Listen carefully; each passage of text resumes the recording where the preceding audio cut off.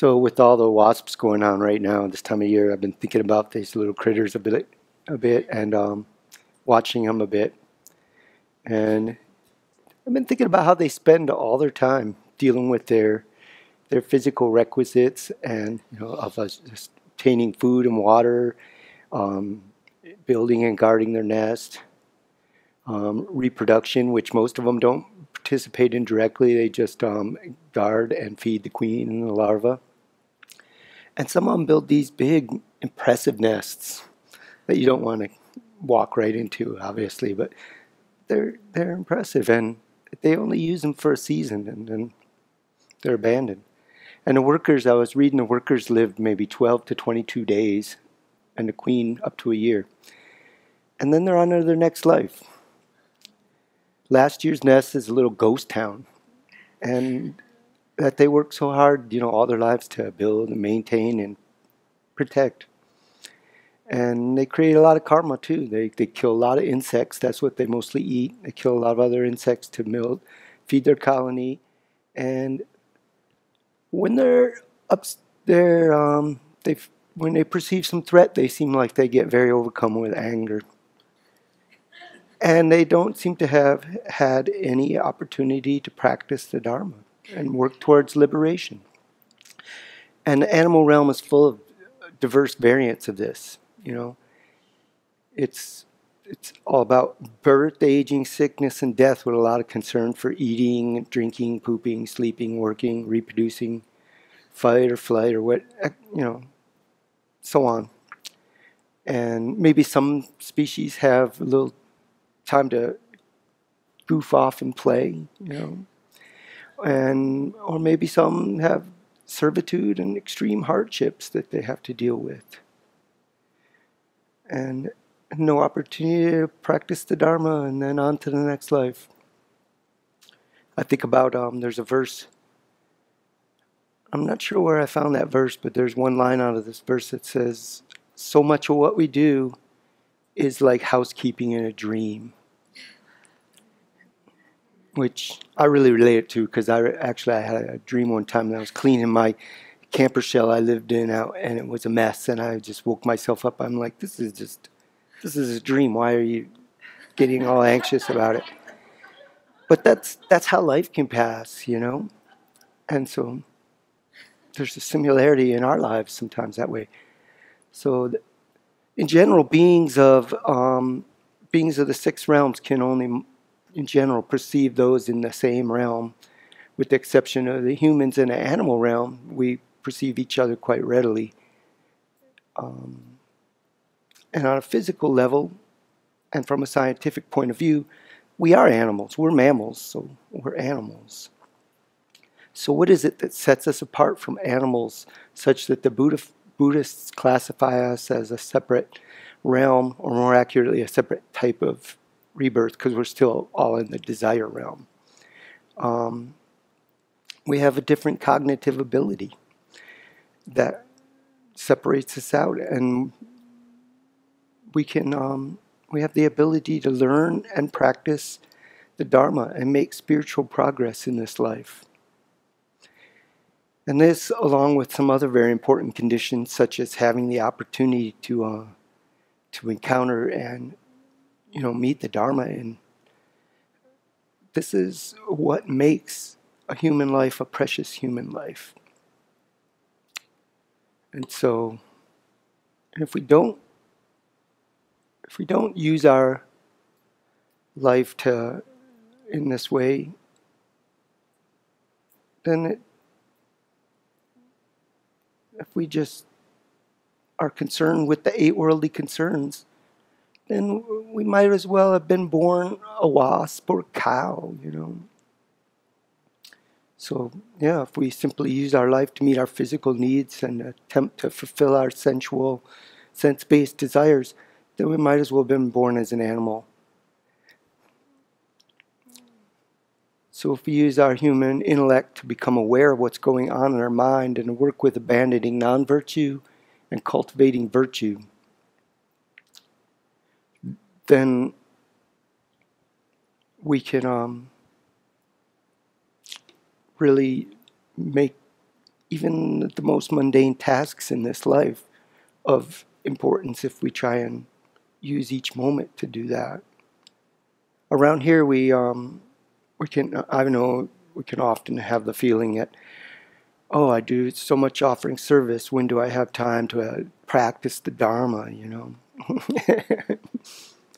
But if we practice being aware of and training our minds while we offer service, each moment is an opportunity to make the best use of this precious human life.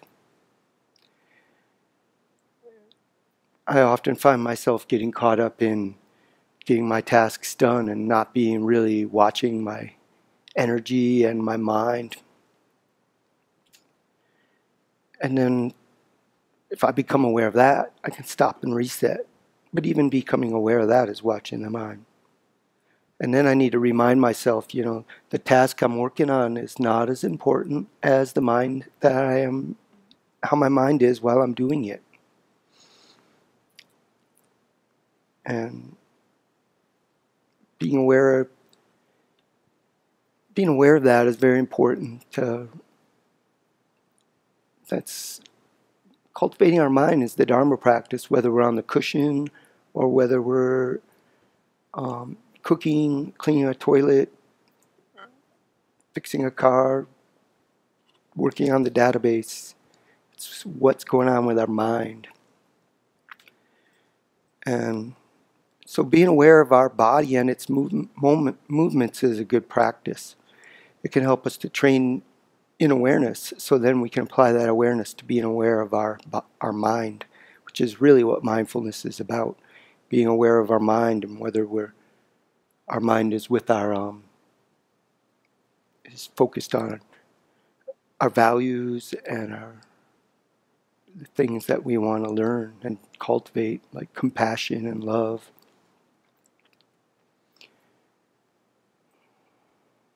Sometimes when we're offering service, it's nice to have a conversation with someone, a Dharma talk, maybe Dharma conversation maybe, or just a little chat in order to connect with somebody, you know. But it can be very beneficial to spend the time we have being quietly focusing our mind on what we're doing, calmly attending to our tasks, and not succumbing to the urge to socialize and to present our stories to others. Not always looking outward, but looking inward, because the mind is the source of the happiness and pain that we experience. So we need to spend time training our minds, not just on the cushion or when chanting, you know, not just being aware of your breath or of the things we're trying to learn. But as we work, eat, walk, interact with others, being aware of those things. What we've read, and what we've learned from sitting in formal meditation, do we apply that to our lives? And are we applying the Dharma in our everyday activities? And of course, this is easier to talk about, like many things. It's easier to talk about than it is to do. But every time we make an effort to come back to awareness of our mind, then we're supporting this as a beneficial habit. And that doesn't mean that we have to be reciting sutras in our mind or mantras constantly. There's lots of different practices. We can be doing some of the thought trainings, such as if you're washing a dish, thinking of washing away afflictions and keeping your mind aware of that, or just trying to keep your mind on what you're doing. I'm not suggesting that is a meditation, like when you're focused on your breath or on an image of the Buddha, but it does have the similarity in that we train ourselves to see when our mind wanders off and to bring it back. And so, like when I'm running a chainsaw, I don't seem very quiet to others. I'm running around making a lot of noise with a loud machine. But it takes a lot of focus. And because it takes a lot of focus, I do use it to practice not letting my mind stray off, to train to focus on what I'm doing. And I have to focus on a few things at once then. If I'm dropping a tree, I have to be aware of who's around me, where I want that tree to go, and who's around me in case that tree doesn't go where I want it to go. And the tensions in the tree, which way it's going to move when I make that cut. And just generally practicing not letting my mind stray off. And so usually when I'm daydreaming, when my mind wanders off daydreaming, it's going to an object of attachment or an object of aversion, and that's not helpful. So, and I need to work on this a lot, of learning to keep my mind focused on things. Even when I'm saying the prayers, I got to bring my mind back because sometimes it wants to wander off.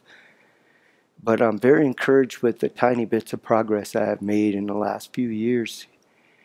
And I'm happier because of it. So, one thing that I got out of Jeffrey's class this morning was about being mindful of that everything exists in a way it doesn't exist in the way it appears. And we need to keep reminding ourselves of that things exist, but they don't exist how we see them. We see them with a lot of exaggeration and baggage added on. So may we take what we've learned in study and meditation and use it to transform our minds. May we see our mundane tasks as potential opportunities to work with that. And may we progress along the path to full awakening in order to benefit all sentient beings and lead them to full awakening.